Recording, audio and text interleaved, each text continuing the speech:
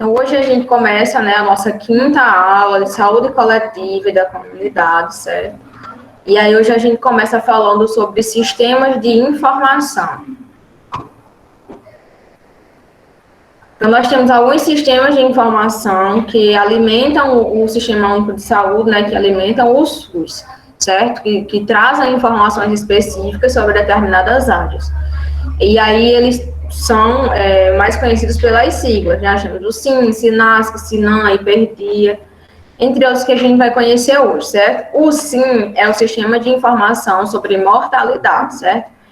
SIM, então, Sistema de Informação sobre Mortalidade. O SIM, ele tem como instrumento de coleta a declaração de óbito, certo? Então, todas as declarações de óbito, elas são destinadas, né, as informações são destinadas ao SIM, ao Sistema de Informação sobre Mortalidade, justamente para estar atualizando a quantidade de pessoas que nós temos no nosso país. A aplicação, né, como é que é feita essa questão do SIM? Através de estudos de mortalidade e fazendo também a vigilância dos óbitos. Então, todo óbito que a gente tem no nosso país passa pelo SIM, certo? E o instrumento que faz a coleta dessa informação é através da declaração de óbito. Nós temos também o SINASC, que é o Sistema de Informação sobre Nascidos Vivos. E aí o instrumento de coleta dessas informações é através da declaração de nascido vivo, né, ADN. A aplicação desse instrumento é através do monitoramento da saúde da mulher e da criança, certo? Então, o SINASC é por onde a gente vai colher informações, obter informações sobre a questão de quantas pessoas estão nascendo no nosso país, certo? Através do SINASC, por meio de instrumento de coleta de declaração de nascido vivo, certo? ADN. E é feito monitorando a saúde da mulher e da criança. O SINAM, que é o Sistema de Informação de Agravos e de Notificações, o instrumento de coleta é feito através da ficha de notificação de investigação. É feito monitorando os agravos sobre notificação, surtos e epidemias. Então, por exemplo, a dengue, a chikungunya, são doenças que precisam ser notificadas e, ao serem notificadas, através da ficha de notificação e investigação, ela passa a ser uma fonte de alimento para o sistema SINAM, que é o Sistema de Informação de Agravos e de Notificação. O Hiperdia, que eu acho que é um dos mais conhecidos entre vocês, né? O Hiperdia é um dos mais comuns, é um sistema de cadastramento e acompanhamento de hipertensos e diabéticos, por isso Hiperdia, né? Hipertenso e diabéticos, então Hiperdia. O instrumento de coleta do Hiperdia é a ficha de notificação. Só um instante. Só um instante.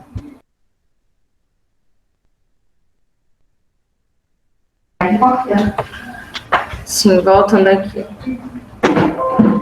A gente estava falando sobre o Hiperdia. O Hiperdia usa como ficha de instrumento de coleta a ficha de cadastro de hipertensão e diabetes. Então, quando uma pessoa é diagnosticada com hipertensão ou diabetes, através da unidade básica, ela tem uma ficha de cadastro, certo?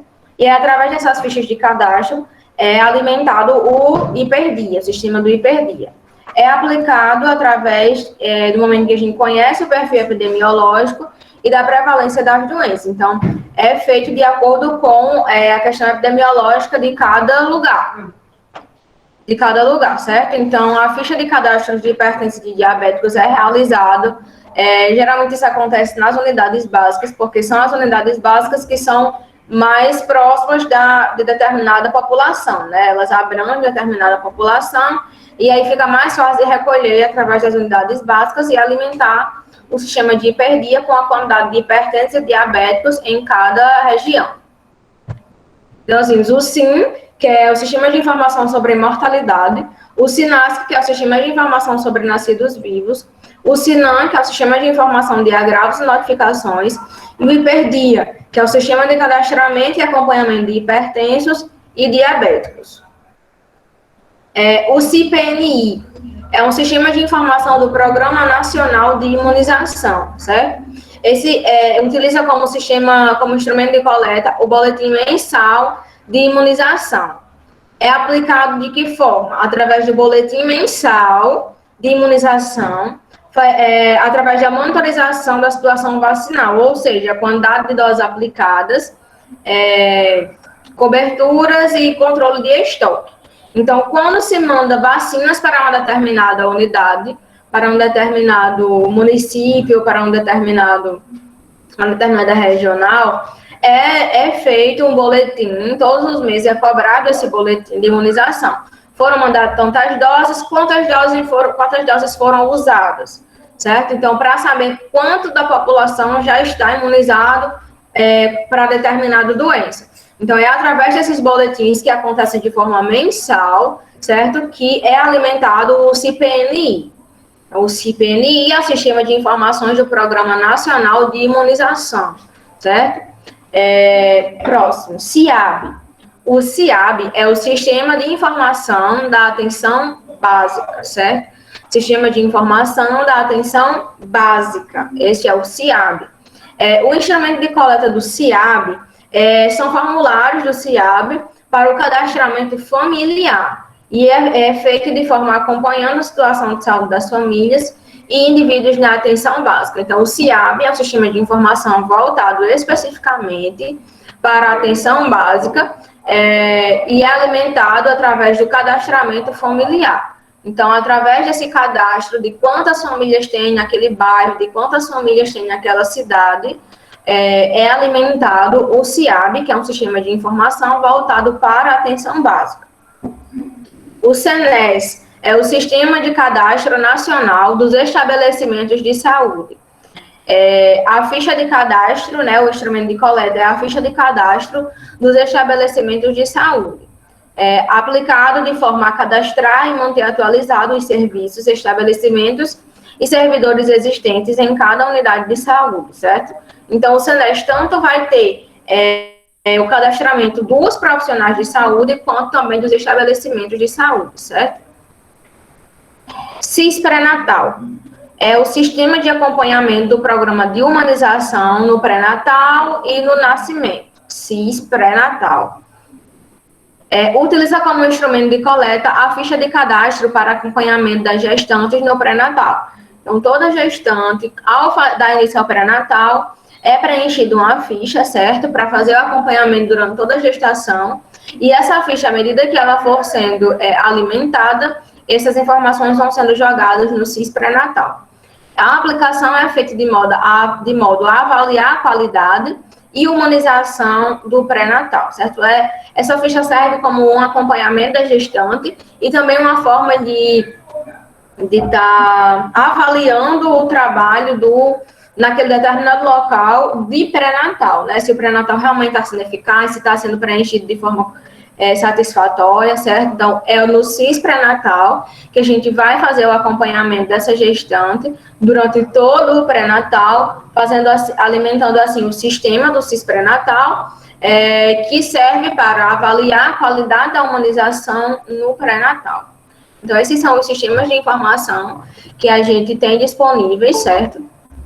Nós temos o SIM, que é o Sistema de Informação sobre Mortalidade, o SINASC sobre nascidos vivos, SINAM sobre agravos e notificações, e PERDIA sobre o cadastramento e acompanhamento de hipertensos e diabéticos, o CIPNI é sobre as informações do Programa Nacional de Imunização, o CIAB é com relação à informação da atenção básica, o SENES sobre estabelecimentos e profissionais de saúde, e o CIS pré-natal é quando existe aquele acompanhamento, né, com relação à humanização no pré-natal.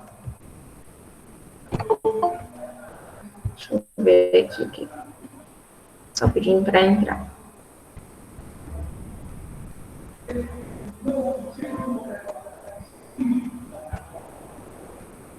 E agora a gente vai ver procedimentos para a administração dos imunobiológicos. A gente já viu uma boa parte sobre a questão da aula passada de vacinas de imunobiológicos e hoje a gente vai ver como é que a gente faz para administrar esses imunobiológicos.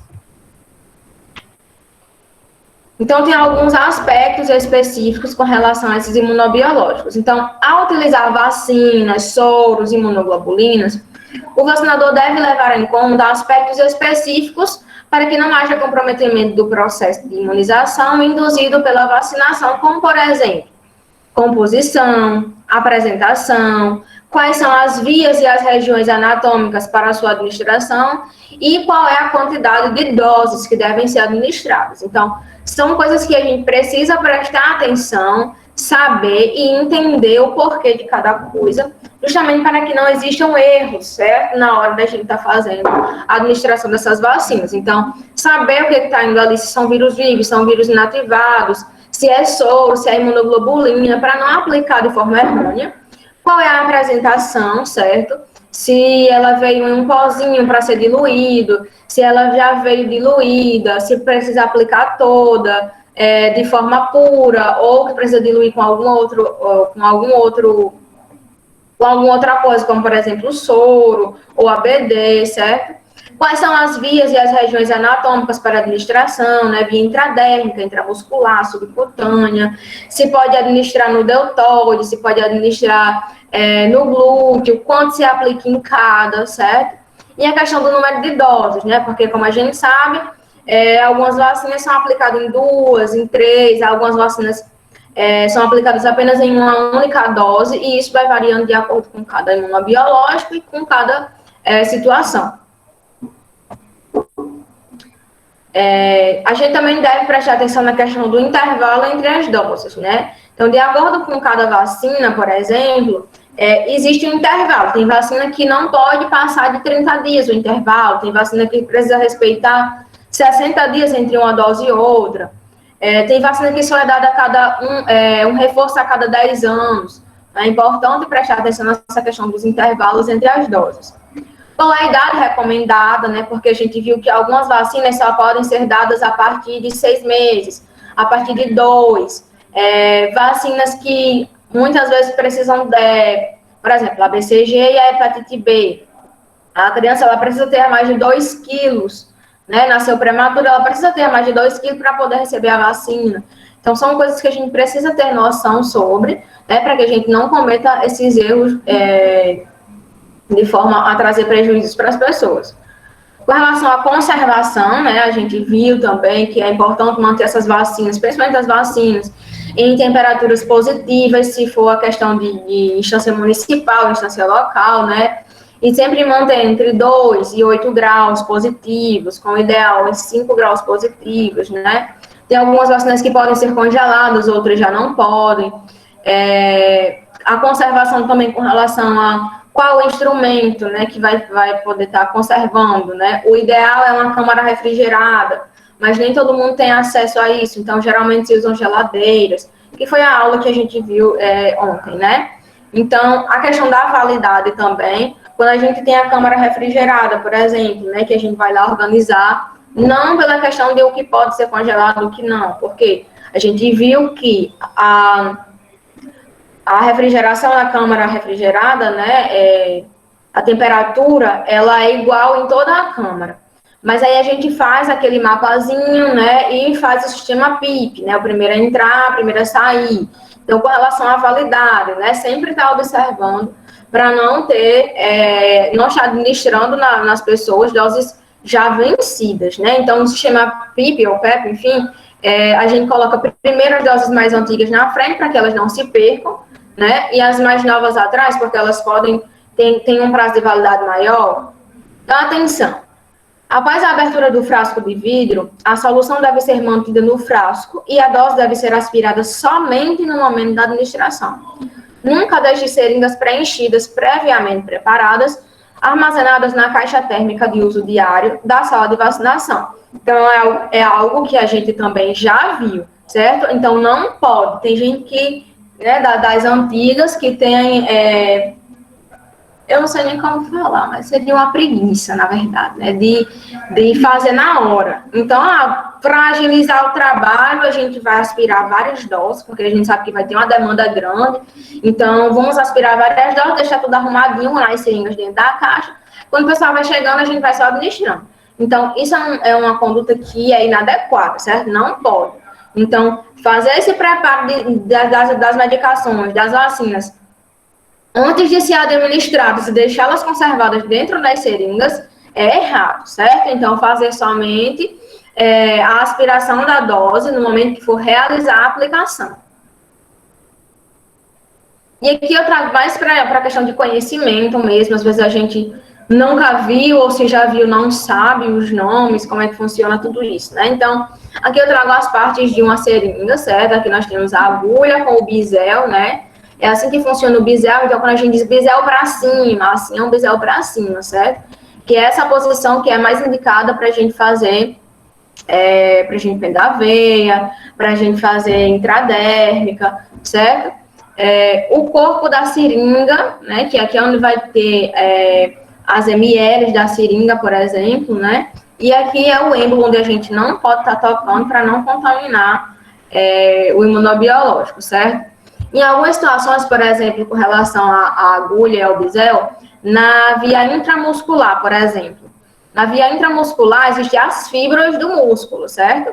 Então, a gente não pode colocar o bisel de forma que vá diferente das fibras do músculo, senão a pessoa vai sentir ainda mais dor, vai rasgar o músculo, certo? Então, se a fibra está assim, então eu vou colocar o bisel de forma que fique lateralizado para que doa o menos possível, né? Para que quando a gente fizer a aplicação, não saia rasgando, nem causando nenhum tipo de dano ao músculo da pessoa.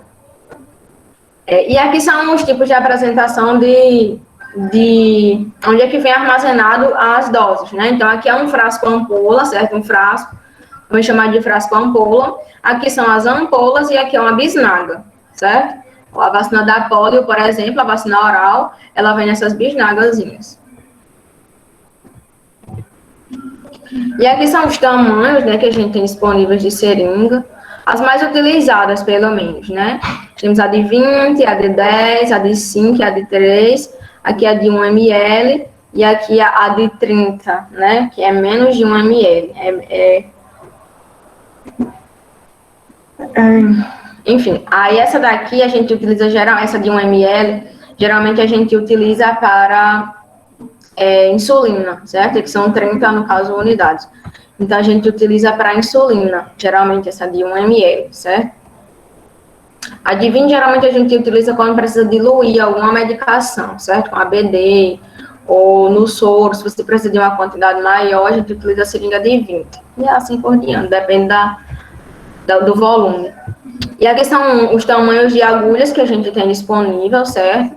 A 13 por 20, as 13 por 0,30, a 13 por 45, a 20 por 55, a 25 por 6, 25 por 8, 25 por 7, 30 por 7 e 30 por 8, e a maior, que é a 40 por 12. Geralmente o pessoal fala pelas cores, mas eu não acho certo vocês aprenderem pelas cores, certo? Porque as cores às vezes variam de fabricante para fabricante, certo? Então, o correto é vocês aprenderem pelos tamanhos. A 3 por 45, geralmente a gente usa para insulina, certo? Essa do 40 por 12, pelo menos na rotina, geralmente a gente não usa ela, a não ser no paciente, não. A gente usa geralmente para fazer a aspiração de algum tipo de medicação, por exemplo, certo? Porque ela tem um calibre maior. Então, a 40 por 12 é a maior que a gente tem, e a menor é a 13 por 30, certo? A 13 por 45, geralmente a gente usa para fazer a aplicação de insulina, que pega tecido adiposo, certo? A mais utilizada de todas, que geralmente ela já vem na própria seringa, quando a gente vem embaladinha, geralmente as seringas elas vêm acompanhadas de uma seringa 25 por 7. Algumas vezes também vem 25 por 8, mas geralmente é a 25 por 7. Pronto, aqui é mais ou menos para que é utilizada cada tamanho de seringa. Por exemplo, a de 1 ml, ela geralmente é utilizada para administração de medicamentos intradérmicos ou subcutâneos, né? Porque ela administra uma quantidade bem pequena de ml. Então, 1 ml ou menos de 1 ml, a gente consegue puxar em uma seringa de 1, né?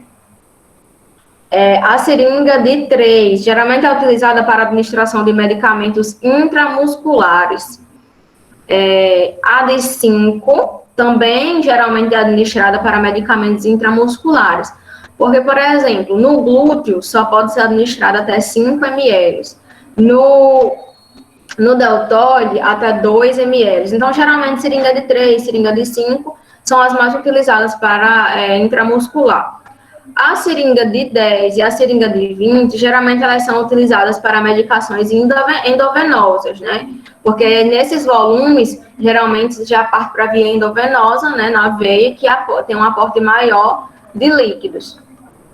Existe ainda uma de 60 ml, acho que eu só vi uma vez na minha vida essa de 60 ml, que é utilizada para administração de grandes volumes e também para a dieta enteral. Quase não é vista essa de 60 ml, assim, no serviço normal, corriqueiro. Vias de administração, começando pela via oral. Olha, aqui eu trago duas fotos, certo? Essa foto aqui da VOP e essa foto aqui é da rotavírus. Ó. Esse meio de administração aqui, como fosse uma seringazinha, sabe? Que não é uma bisnaga, né? É a rotavírus.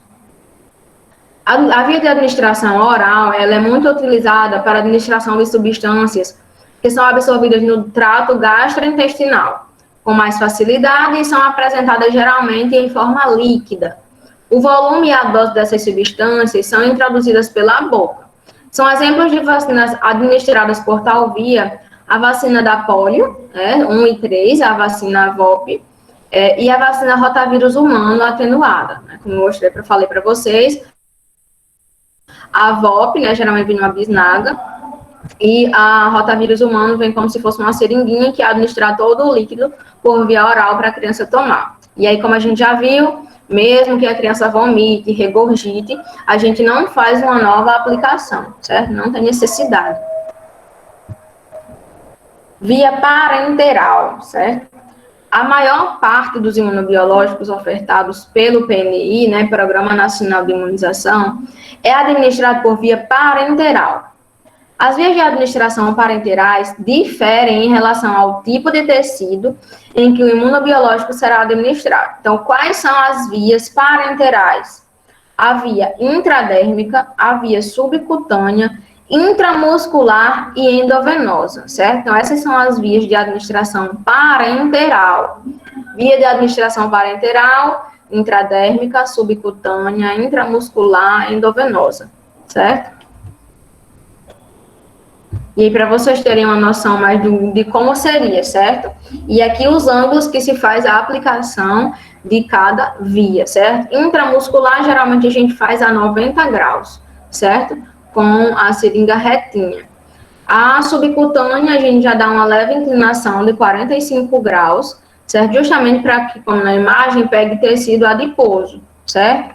Endovenosa, geralmente é a 25 graus, né? Para que se pegue veia, certo? E a intradérmica a 10 ou a 15 graus, bem rentinho com a pele, justamente porque já pega essa parte de derme, né? A via intradérmica.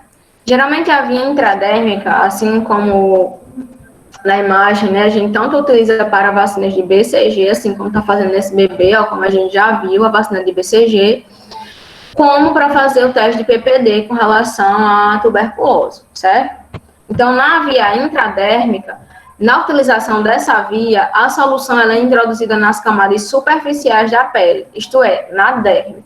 Então, a via intradérmica, a vacina, o imunobiológico, ele é administrado na derme, certo? Na camada derme da nossa pele.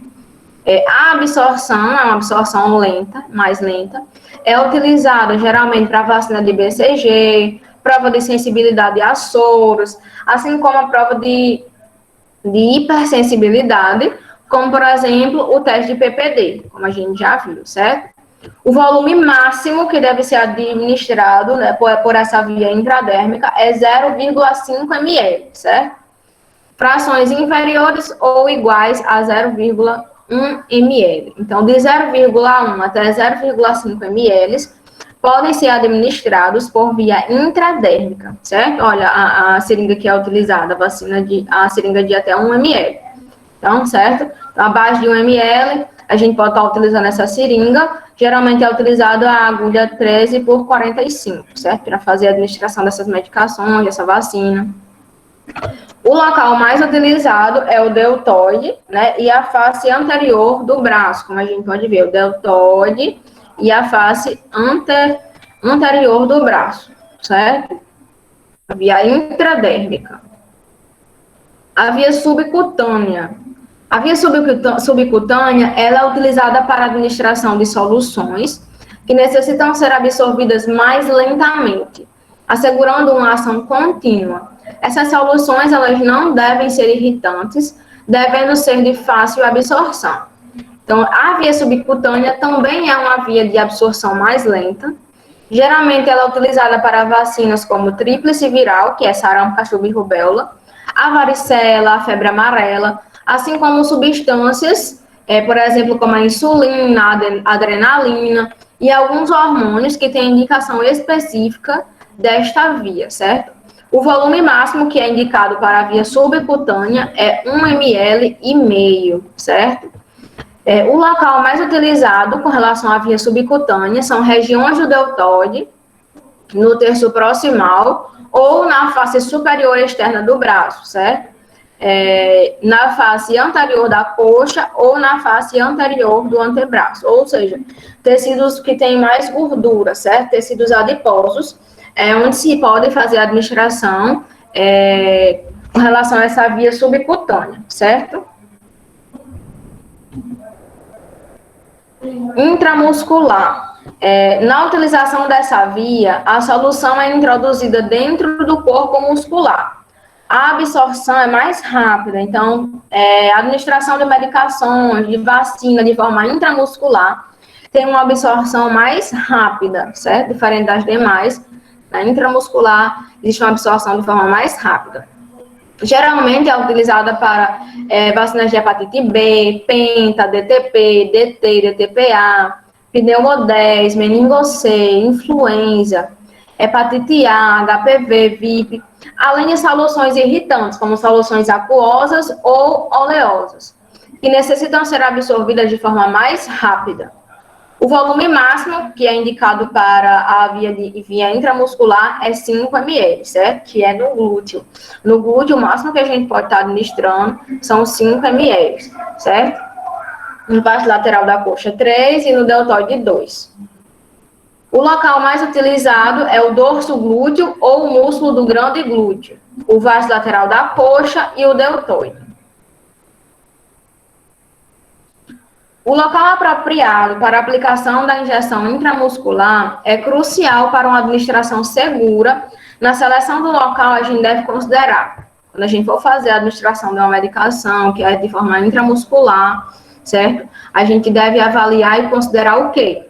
A distância em relação aos vasos e aos nervos importantes, né? Porque, como a gente sabe, aqui no glúteo passa o nervo ciático, né? Por isso que a gente faz essa cruzinha, certo? Dividindo o glúteo em quadrantes e a gente administra no quadrante superior esquerdo, certo? Justamente para que a gente livre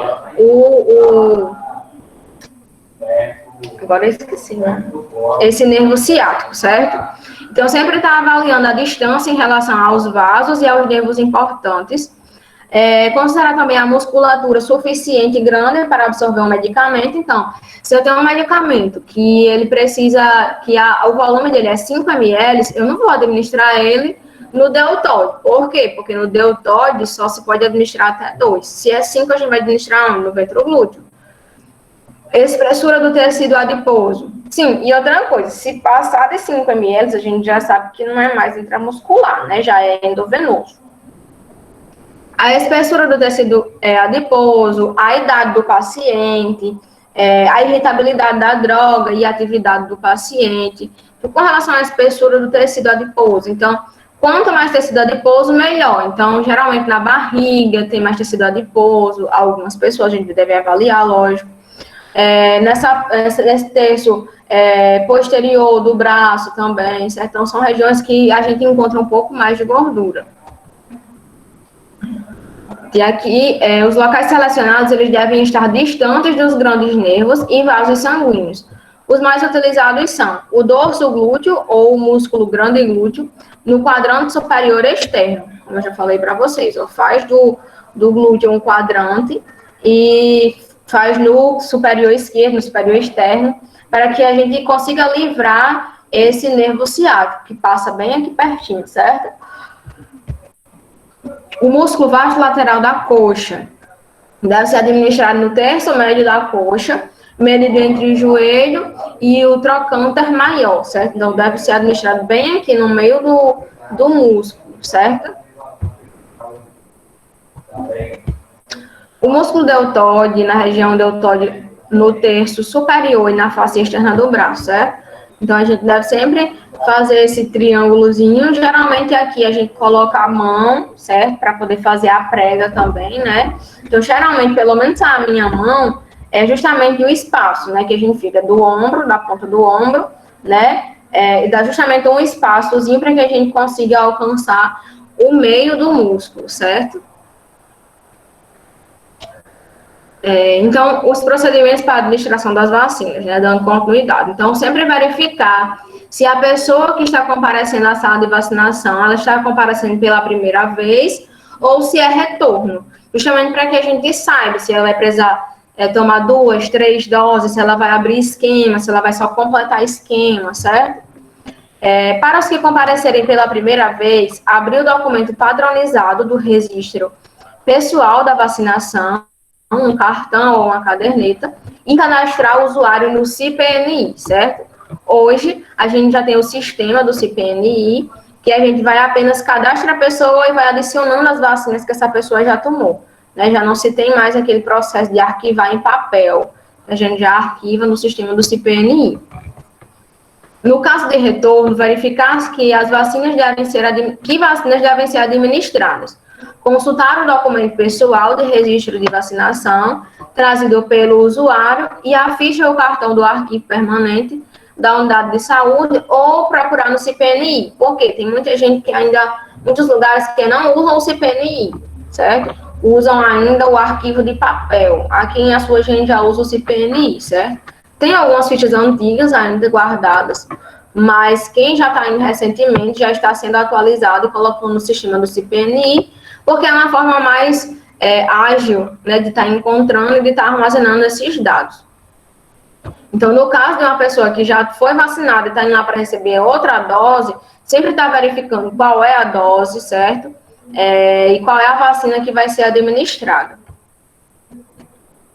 Se o usuário ainda não estiver cadastrado no CPNI, realizar o cadastro e fazer o registro das vacinas tomadas anteriormente. Isso irá substituir progressivamente o cartão de arquivo da unidade de saúde. Então, como eu falei para vocês, muitas unidades ainda utilizam o cartão de antigamente, né, que era uma ficha, na verdade, que você ia colocando todos os atendimentos que você tinha recebido, inclusive de vacina, certo? Então, hoje em dia, se por algum acaso já tiver nessa transição, então pega o cartão antigo, a ficha antiga, e vai alimentando o CPNI para que deixe de ficar arquivo de papel e passe a ser apenas o arquivo digital. Obter informações sobre o estado de saúde da pessoa a ser vacinada, avaliando as indicações e possíveis contraindicações da administração dos imunobiológicos, as contraindicações, evitando as falsas contraindicações. Então, sempre avaliar, por exemplo, se essa pessoa vem apresentando febre, se essa pessoa está vomitando, tem algum tipo de outro sintoma que não possa, aliás, que impeça ela de estar recebendo esse imunobiológico naquele momento. Observar também a questão de contraindicação, né? Tem algumas vacinas que é contraindicada para gestantes, outras que são contraindicadas para pessoas que têm imunodepressão severa, certo? Então, sempre está fazendo esse tipo de avaliação. Orientar sobre a importância da vacinação e da complementação do esquema básico, de acordo com o grupo-alvo a que pertence a pessoa que está sendo vacinada e de acordo com o calendário de vacinação vigente. Então, sempre que alguém chegar, sempre dá uma olhadinha, ver se tem vacina atrasada. Se tiver, sempre dá uma explicada que precisa completar o esquema vacinal, o porquê que precisa completar esse esquema, né, que é o esquema básico de vacinação. Fazer o registro da vacina, do soro ou imunoglobulina a ser administrado no espaço reservado nos respectivos documentos destinados ao registro pessoal e ao arquivo permanente da unidade de saúde ou nos registros individuais do CPNI. Então, sempre que administrar uma vacina, registra qual vacina foi tomada, qual a data que essa vacina foi tomada, quem foi que administrou, qual a validade, qual o lote, certo? Então, fazer o registro da vacina, do soro, da imunoglobulina que for administrada no paciente. Datar e anotar no espaço indicado na caderneta a vacinação, como eu já falei, a dose, o lote, a validade da vacina, assinar e carimbar, né, quem fez a administração no espaço indicado. A assinatura deve ser legível, de modo a permitir a identificação do vacinador e não rubricar, né, porque se tiver algum tipo de efeito adverso da vacina, a gente precisa saber quem foi que administrou, de que forma administrou, né? Então, para ter um controle com relação a isso, assina e carimba sempre de forma legível, certo? Não rubricar. Encaminhar a pessoa para a vacinação a fim de receber os imunobiológicos indicados. Então, primeiro a gente faz o quê? Anota, né, na carteirinha, e depois a gente encaminha, né? Sabe qual é a vacina e diz para o vacinador para ver qual é a via de administração, né? Então, depois encaminha essa pessoa para o vacinador, faz o registro da dose administrada no boletim diário específico, conforme a padronização ou no módulo de movimentação de imunobiológicos do CPNI, ou seja, no sistema, né? Adiciona essa vacina à carteira digital dessa pessoa. Reforçar a orientação, informando sobre a importância da vacinação, dos próximos retornos e sobre o procedimento da possível ocorrência de efeito adverso, né? Então, sentiu qualquer coisa, retorna e diz o porquê, o que aconteceu, aí tem todo um processo, né?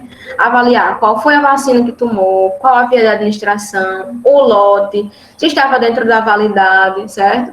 E aí faz todo um processo, notifica se tiver algum tipo de efeito adverso, certo?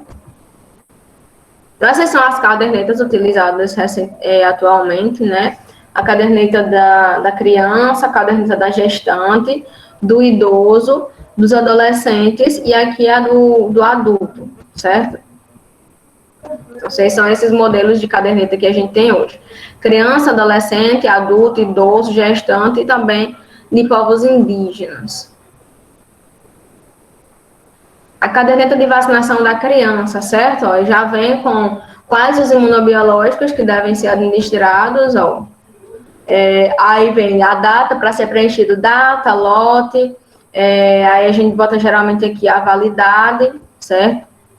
E quem foi que fez quem foi que administrou a dose, certo? E aí, por exemplo, a BCG é apenas uma dose, hepatite B, 3 doses, a vacina de pólio, 3, a tetravalente, né? É uma dose, vem a dose de reforço, rotavírus 2, pneumocócica 10, 2, meningocei, uma dose, e depois uma dose de reforço.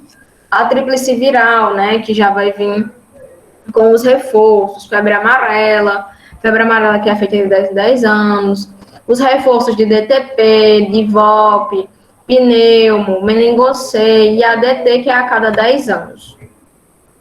E aqui são administradas outras vacinas, né, como as vitaminas, por exemplo, e nas campanhas, né, H1N1, vacina de pólio. As vacinas que forem de campanhas não são administradas aqui, na rotina, certo? São administradas aqui nessa parte de campanha.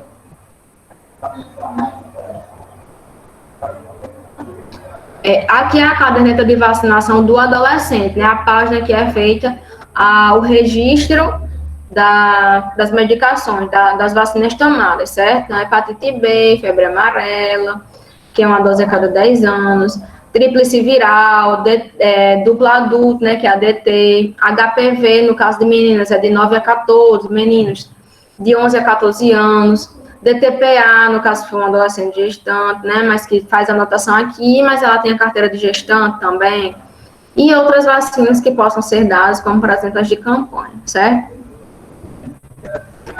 Caderneta de vacinação do idoso, que é a página lá na caderneta do idoso, onde a gente vai fazer o registro, né? Influenza, que é a da gripe, DT, pneumocócica e outras vacinas, certo? Que é mais para a gente ver e ter uma noção de como é cada caderneta. Aqui é na caderneta de vacinação da gestante, certo? A vacina antitetânica, né? Se está sem informação de imunização, se foi imunizada a menos de 5 ou Licença, a mais professora. de 5 anos. E todo idoso tem que ter essa carteira de vacina. É importante, hoje não é algo que já faz muito tempo, é algo recente, essa carteira do idoso. Mas geralmente eles recebem nas unidades básicas de saúde, tem disponível a carteira do idoso. Sim, Pode então ser recebe utilizada a carteira normal de na adulto unidade básica também. de saúde. Oi?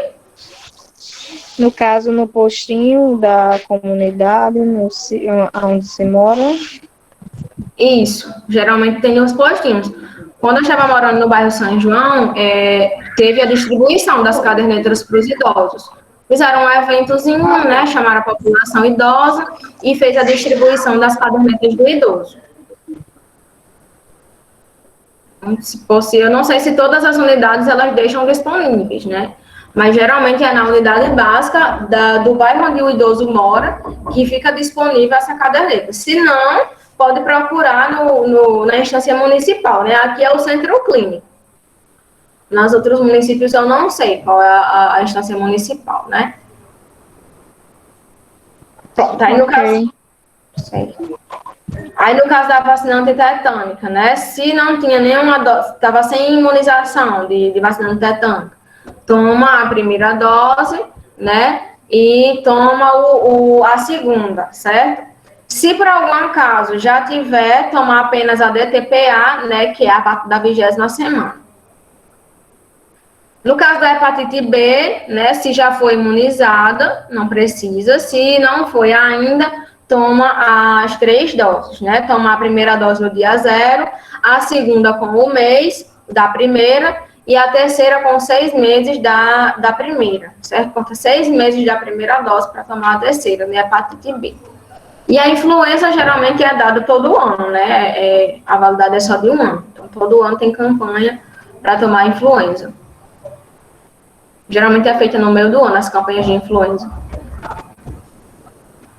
Procedimentos para preparo e administração de vacinas. Então, primeiro, antes de qualquer coisa, para a gente evitar o procedimento de cuidado básico, para evitar qualquer tipo de doença, qualquer tipo de infecção cruzada, o básico, que é o mais eficaz, é a higienização das mãos de forma correta, certo? Então, trata-se de um dos procedimentos mais importantes que antecedem a atividade da vacinação. Quando tal procedimento é rigorosamente obedecido, previne-se a contaminação no manuseio, no preparo e na administração desses imunobiológicos. A higiene das mãos é realizada antes e depois de manusear os materiais, as vacinas, os soros e as imunoglobulinas. Antes e depois de administrar cada vacina, soro ou imunoglobulina. E executar qualquer atividade na sala de vacina. Então, infelizmente, é uma rotina que não se vê em todos os lugares, mas que é o básico, certo? Isso a gente já deve vir sabendo de casa, certo? Que é importante fazer a lavagem adequada das mãos.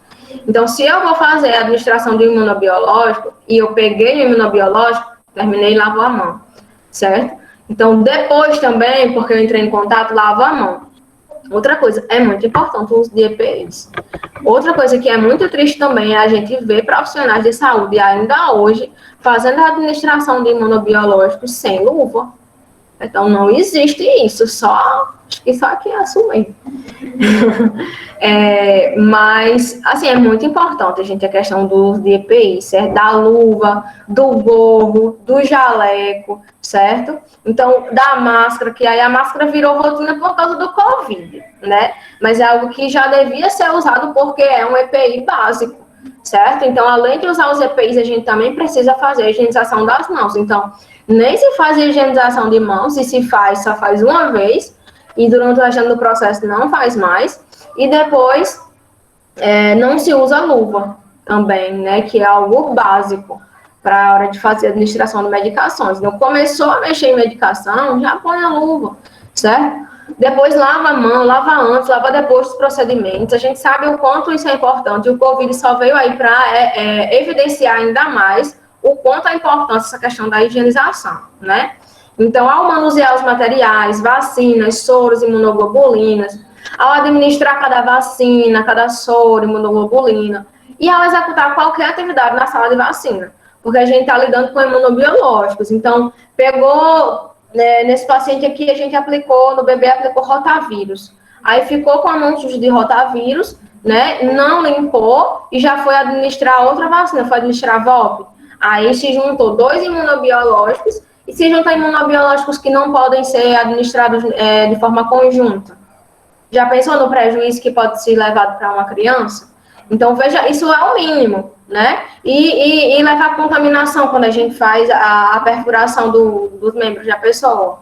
Então, tudo isso a gente precisa pensar, a gente não pode descuidar em um momento tão importante como esse, certo? A gente está entrando, está administrando corpos estranhos no sistema imunológico de outra pessoa, certo? Então, a gente precisa ter todo esse cuidado na hora de administrar vacinas, por exemplo, né? Isso não serve só para vacinas, serve para todos os outros imunobiológicos. E aí eu trago para vocês a forma correta de se fazer a lavagem das mãos, certo? Então, primeiro a gente faz o quê? Abre a torneira para molhar as mãos, certo? E sempre evitando encostar na pia. Depois, a gente vai aplicar na palma da mão o tanto de sabão suficiente para cobrir toda a superfície da mão, certo? Precisa de sabão para ensaboar a mão. Depois, a gente vai ensaboar as palmas das mãos, friccionando-as entre si, né? Tá aí os passos a ser seguidos, né? Pelos números. Depois, a gente vai esfregar a palma da mão direita junto ao dorso da mão esquerda, entrelaçando os dedos e vice-versa. Depois, a gente vai fazer isso de forma entrelaçada, né? Friccionando entre os espaços interdigitais. Depois, esfregar o dorso dos dedos de uma mão com a outra mão oposta, segurando os dedos com movimentos de vai e vem e vice-versa, certo? Depois, esfregar o polegar direito com o auxílio da palma da mão esquerda, utilizando-se de movimento circular e vice-versa. Porque na hora que a gente está fazendo isso, a gente nunca atinge o polegar. Então, precisa depois lavar o polegar de forma separada. Pressionar as polpas digitais e unhas da mão esquerda contra a palma da mão direita, fechada em forma de concha, fazendo movimento circular e vice-versa. Outra coisa que é importante nessa hora é a unha curta, né? Infelizmente, eu me despeço sempre das minhas unhas grandes quando tenho plantão. Então, chego no momento do plantão, eu já corto as unhas, justamente para que não haja esse tipo de contaminação, porque a gente sabe que debaixo da unha a gente junta muitas bactérias, certo? Sem falar que também alguns procedimentos fica muito ruim de ser feito com a unha grande. Por exemplo, a coleta de gasometria, para você sentir e sentir a artéria, fica muito ruim quando você está com a unha grande. Então, tem alguns tipos de procedimentos que a gente não pode, certo? Além de ser algo anti-higiênico, a gente também tem dificuldade em alguns procedimentos. Passo 9, né? Esfregar o punho esquerdo com o auxílio da palma da mão direita, utilizando movimentos circulares e vice-versa, né? Num punho e depois no outro. Enxaguar as mãos, retirando os resíduos de sabão e evitar o contato direto das mãos ensaboadas com a torneira. Então, tem alguns lugares que já utilizam essa torneira assim, que a gente só faz apertar, certo? Tem outros lugares que deixam uma ponta maior, tipo uma hastezinha maior, para que a gente consiga abrir e fechar com o cotovelo e não com as mãos, certo? Pegar o papel toalha e depois secar as mãos com papel toalha, que deve ser descartado logo, iniciando pelas palmas das mãos, seguindo dos punhos, e se desfazer do papel toalha na lixeira para um resíduo comum. Então, na hora de enxugar as mãos, a gente deve fazer esse processo de não enxugar de forma toda, começando pelas pontas dos dedos, descendo pela palma da mão, depois os punhos, certo? Porque se a gente fizer isso, todo o que estava com água que estava descendo de sujo aqui vai vir para cá, então vai contaminar novamente as mãos. Então, esse é o procedimento correto de lavagem de mãos, certo?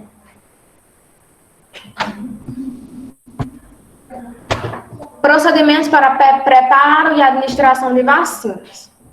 Antes de abrir a ampola, certo? No caso das ampolas, o profissional deve certificar-se que toda a medicação está no corpo da mesma. Se não estiver, deverá realizar removimentos rotatórios com a ampola para a medicação ficar no corpo, podendo assim iniciar o procedimento de quebra. Pronto, então, como vocês, acho que não sei se nessa imagem dá para ver, mas eu já mostrei para vocês a questão da ampola, né? Tem o vidrinho, tem o gargalo e em cima tem outra partezinha, certo? Nessa outra partezinha de cima, muitas vezes fica a medicação acumulada em cima dela. Então, na hora que você quebrar sem observar, vai destruir essa parte da medicação que estava em cima, certo? Então, antes de fazer essa quebra da ampola, a gente precisa tirar essa medicação que está lá em cima, fazer com que ela desça para o corpo da ampola, para poder a gente fazer essa quebra, certo? Então, a gente pode voltar essa medicação em forma de movimentos circulares, não necessariamente dando batidas, certo? Para que esse líquido desça. Porque dependendo da composição da vacina, né, dependendo se for com vírus vivos, vírus atenuado, pode dar uma modificada na questão da composição. Então, basta apenas rodar, certo? O frasco ampola que a medicação desce. Para remover as soluções acondicionadas em ampola de vidro, deve-se envolver a ampola com uma gaze ou um algodão seco e realizar o movimento de quebra utilizando os polegares, tá? Justamente dessa forma.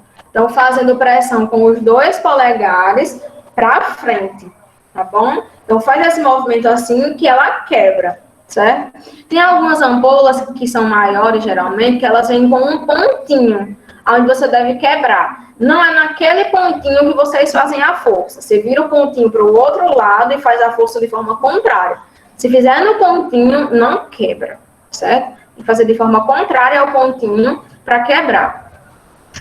E outro procedimento que geralmente é muito corriqueiro nas unidades de saúde é fazer a quebra dessa ampola sem luva e sem utilizar algodão nem gás, certo? Então, pode acontecer de, na hora da quebra, esse vidrinho da ampola estilhaçar e pegar no seu dedo e causar um acidente, certo? Então, quem já está há mais tempo acaba tendo esse tipo de mau costume, certo? E aí pode estar ocasionando alguns acidentes. Então, está se expondo por besteira, certo? Então, utiliza o algodão tanto para fazer a asepsia da ampola, né, com álcool, e depois utilizar o mesmo para fazer a quebra da ampola. Para remover soluções acondicionadas em frasco ampola, no caso dos frascos, né, com tampa de borracha, deve remover a proteção metálica utilizando uma pinça dente de rato e limpar a tampa de borracha com algodão seco. No caso dos frascos ampola, né, que vem com uma borrachinha no meio para a gente poder fazer a aspiração. Antes da borrachinha em cima vem uma tampinha metálica. Aqui eles dizem para a gente utilizar uma pinça, só que geralmente a gente não tem essa pinça disponível, certo? Então pode utilizar uma tesoura, né, se conseguir tirar com a unha. É só uma tampinha metálica, certo? Tirou essa tampinha metálica, faz a limpeza daquela borrachinha com algodão seco, certo? E aí a gente colocá-la entre o dedo, a forma de como a gente segura o frasco ampola, certo? Colocá-la entre o dedo indicador e o médio, como assim na imagem, né? Introduzir a agulha no líquido e aspirar a dose correspondente, conforme a imagem abaixo, certo? Então, se a ampola já vem com o líquido diluído a gente só vai fazer a aspiração, certo? Depois de introduzir a agulha, já montada na seringa, lógico, A borracha do frasco ampola, na borracha do frasco ampola, e aspirar um líquido correspondente a essa dose a ser administrada, com a seringa ainda conectada ao frasco ampola, deve-se colocá-la em posição vertical, ao nível dos olhos e ajustar a dose, impulsionando o ar, certo? Então, a gente pode fazer esse ajuste ainda com a agulha dentro do frasco, certo? Porque quando a gente puxa, às vezes a gente puxa e vem ar também, junto com o líquido. A gente não sabe se a dosagem está correta ou não. Então, a gente inclina um pouco, né, o frasco em posição vertical, geralmente é ao nível do olho. Então, ao invés de fazer assim, a gente move um pouco e pode estar fazendo esse ajuste da dose, certo? Aqui ainda, tem alguns frascos ampola que vem com um pozinho para a gente fazer a diluição, certo? Principalmente em medicamentos. Então, às vezes, um dos macetes que a gente utiliza é administrar a seringa cheia de ar depois, sabe? A gente administra ela com ar e aí quando você vira novamente, por ter gerado uma pressão dentro do frasco, quando você retorna de volta, o líquido ele desce, ele vem sozinho para dentro da seringa, certo? Que é uma forma mais rápida de estar se fazendo essa aspiração. Então, sempre que possível, a gente deve observar o quê? Qual é o imunobiológico que está sendo administrado, né?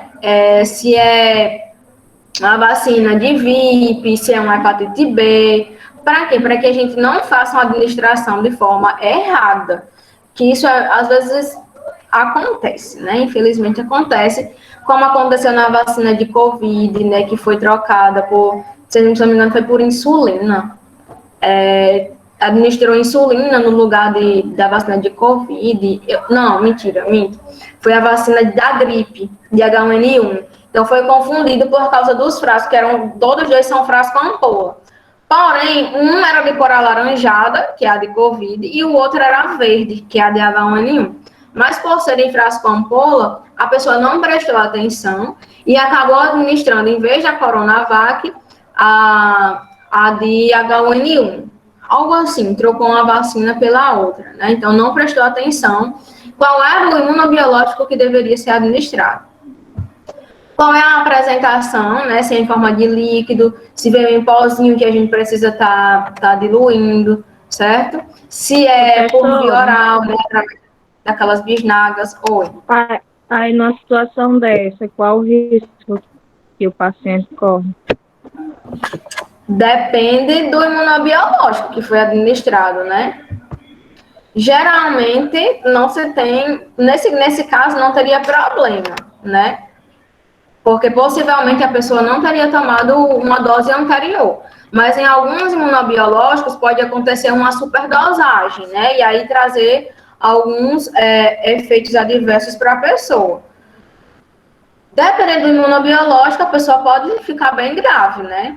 Nesse caso, não teve nenhum tipo de complicação, não. Mas a pessoa ficou em observação, caso viesse a ter algum tipo de evento adverso. Depende muito de qual imunobiológico foi administrado de forma errônea, né? Qual a validade, também a gente precisa estar prestando atenção para que a gente não administre medicamentos vencidos nas pessoas.